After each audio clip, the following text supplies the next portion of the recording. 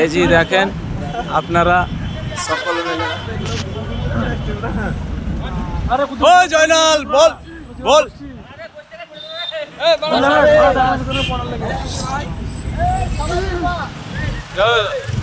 এই যে আমরা পেছনে আমাদের গ্রামেরই দুটো গাড়ি, ওই গাড়িতে ইট লোড আছে, সিমেন্ট লোড আছে, আমরা আগিয়ে নিয়ে যাচ্ছি। আল্লাহু আকবার আল্লাহু আকবার আল্লাহু আকবার আল্লাহু আকবার আল্লাহু আকবার আল্লাহু আকবার। গাড়ি থেকে পানির বোতল আছে, কোন সর্ব হয়ে যেন করতে যাবে এর ব্যাটার কিস্তিটা থেকে। এই যে আমরা যাচ্ছি